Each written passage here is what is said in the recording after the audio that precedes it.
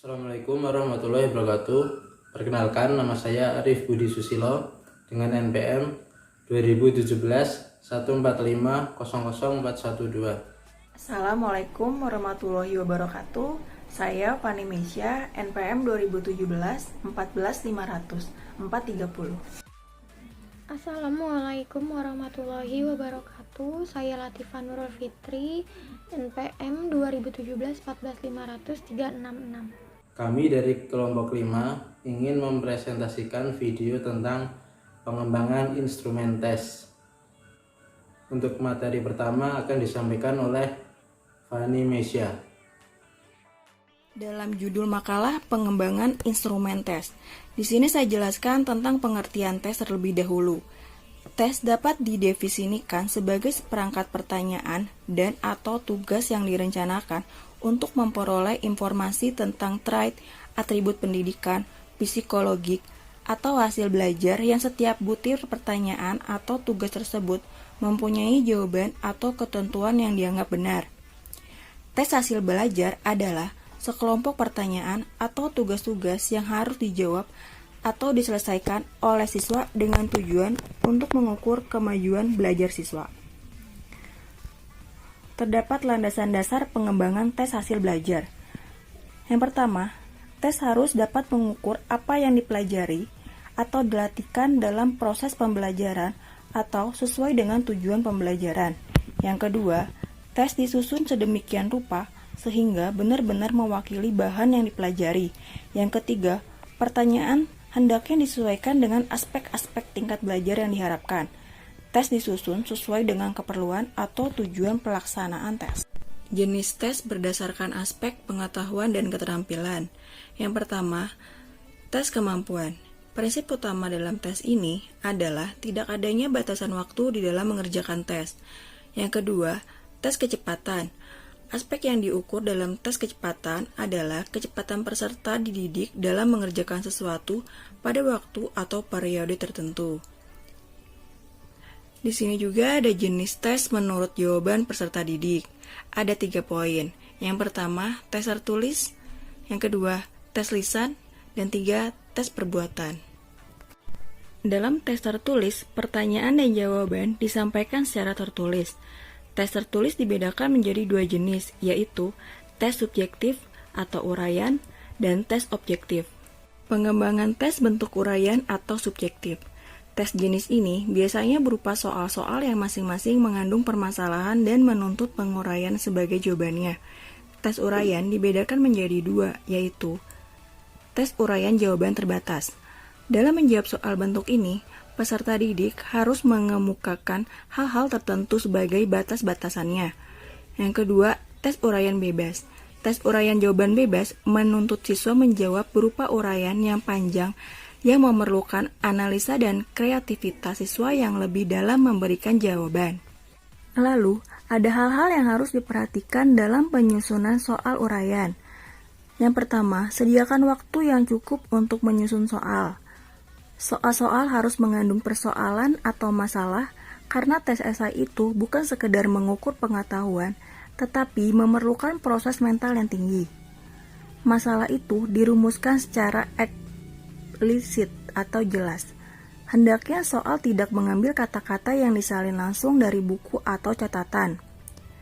Pada waktu menyusun, soal-soal itu sudah dilengkapi dengan kunci atau ancer-ancer jawaban serta pedoman penilaiannya. Hendaknya diusahakan agar pertanyaan bervariasi antara jelaskan, mengapa, bagaimana, seberapa jauh, agar dapat diketahui lebih jauh penguasaan siswa terhadap bahan. Petunjuk atau perintah tes harus eksplisit atau tegas.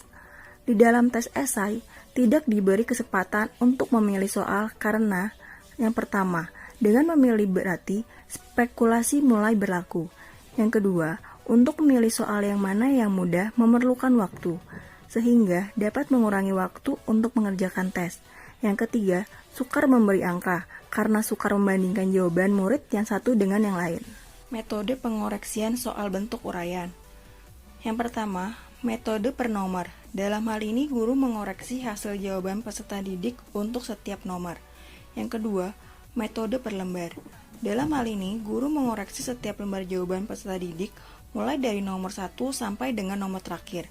Yang ketiga, metode bersilang. Guru mengoreksi jawaban peserta didik dengan cara menukar hasil koreksi dari seorang korektor kepada korektor yang lain. Di sini juga ada kebaikan dan kekurangan tes uraian. Kebaikannya, dapat mengukur proses mental yang tinggi. Yang kedua, dapat mengembangkan kemampuan berbahasa. Yang ketiga, dapat mendorong siswa untuk berani mengemukakan pendapat. 4. Mengembangkan keterampilan pemecah masalah. Yang kelima, memerlukan sedikit waktu untuk menulis soal. Yang keenam, mudah disiapkan dan disusun. Kekurangannya, 1. Kadar validitas dan reliabilitas kurang karena sukar diketahui segi-segi mana dari pengetahuan siswa yang betul-betul telah dikuasai. Yang kedua, cara memeriksanya banyak dipengaruhi oleh unsur-unsur subjektif. Yang ketiga, pemeriksaannya lebih sulit sebab membutuhkan pertimbangan individual lebih banyak dari penilai. Yang keempat, waktu untuk mengoreksi lama karena tidak diwakilkan kepada orang lain. Selanjutnya, saya akan menjelaskan tentang pengembangan tes bentuk objektif. Tes objektif adalah tes yang dalam pemeriksaannya dapat dilakukan secara objektif. Siapapun yang mengoreksi jawaban tes objektif, hasilnya akan sama.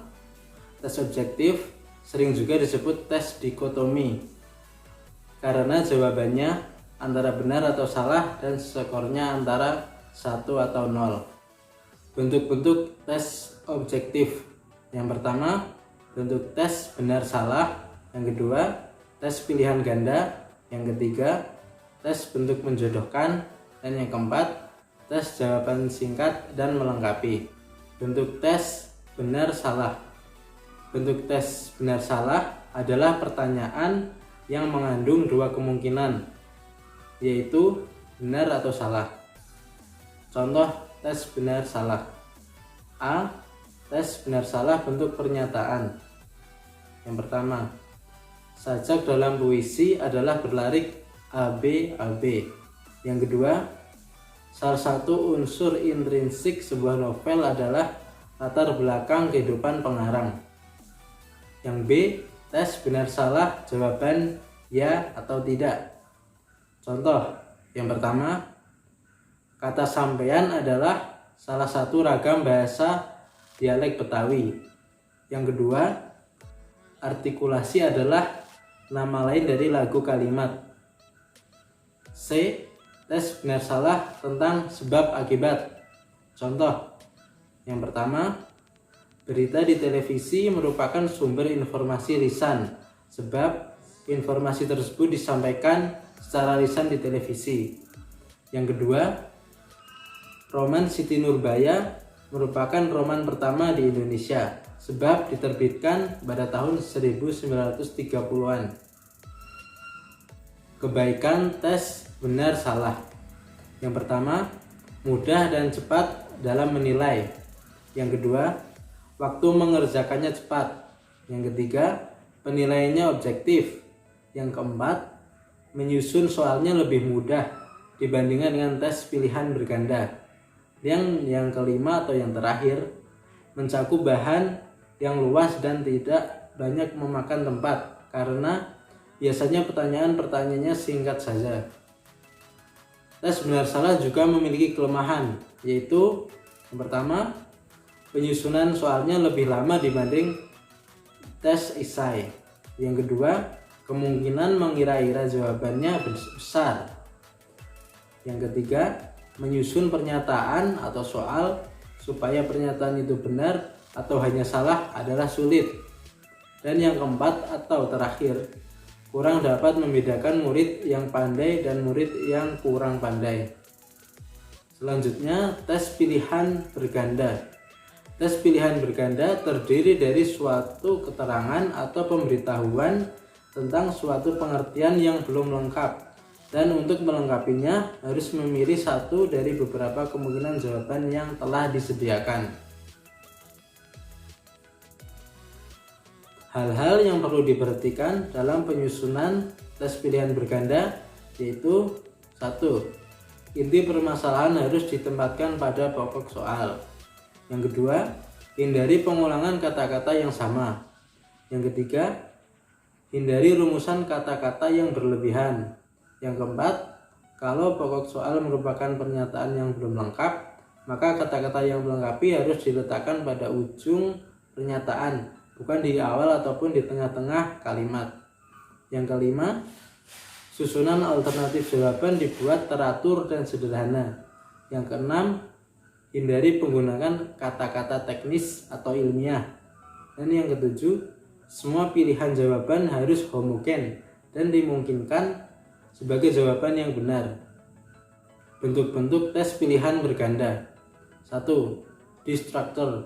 Contoh, kata di bawah ini yang bermakna proses adalah A. Perkantoran, B. Perairan, C. Perlombaan, D. Peleburan, dan E. Pemasukan. Yang kedua, variasi negatif. Contoh, berikut termasuk sumber informasi lisan kecuali A. Pidato, B. Berita di radio, C. Tuturan dari narasumber, D. Berita di koran, dan E. Berita di televisi. Kelebihan menggunakan tes pilihan ganda yaitu 1. Baik untuk mengukur pengetahuan, pengertian, aplikasi, dan analisis. Yang kedua, dapat menanyakan lebih banyak sampel pertanyaan sehingga benar mewakili yang diajarkan. Yang ketiga, pengolahan sederhana dan ketepatan tinggi.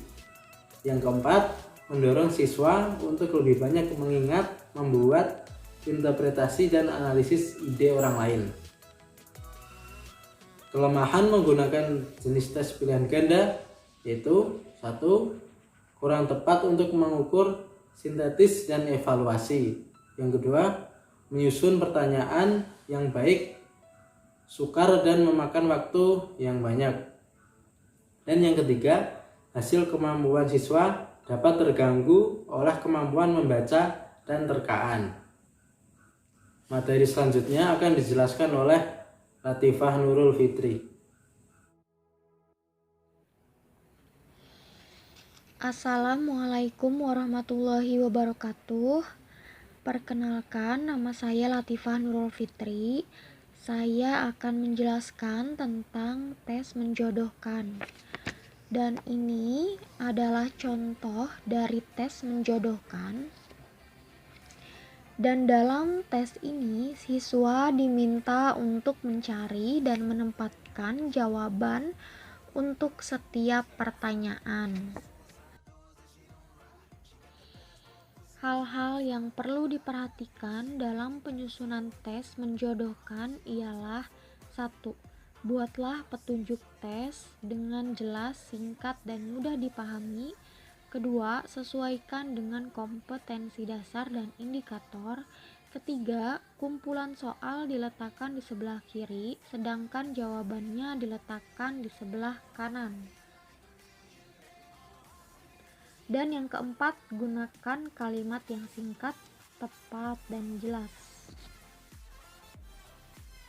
Lalu selanjutnya ada tes jawaban singkat dan melengkapi. Contohnya seperti ini. Ini untuk jawaban singkat dan yang ini untuk contoh jawaban yang melengkapi.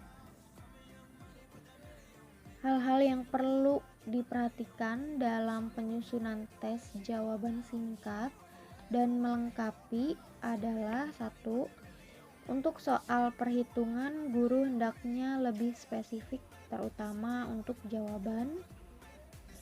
Yang kedua, hilangkan kata-kata yang penting. Yang ketiga, jangan terlalu banyak kata-kata yang dihilangkan.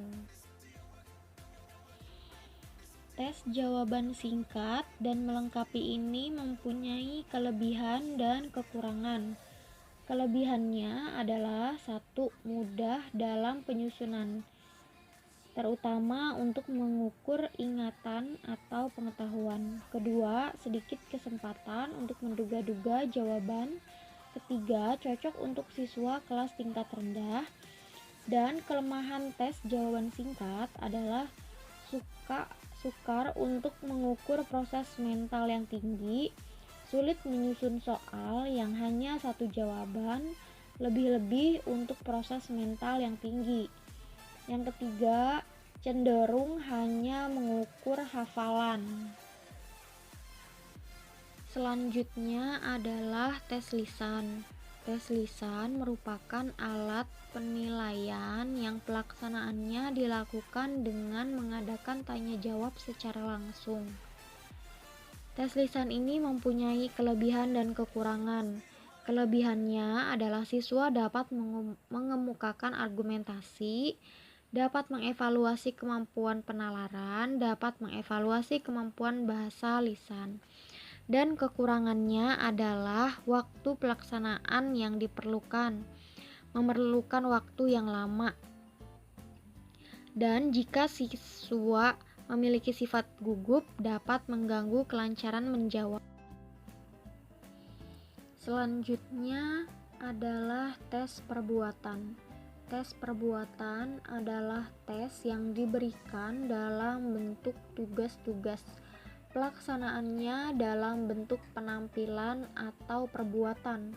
Contoh dari tes perbuatan ini misalnya seperti siswa diminta untuk mengisi soal di depan, dan praktek-praktek pada mata pelajaran juga bisa menjadi contoh tes perbuatan. Sekian video dari kelompok kami, kurang lebihnya mohon maaf. Semoga bermanfaat. Wassalamualaikum warahmatullahi wabarakatuh.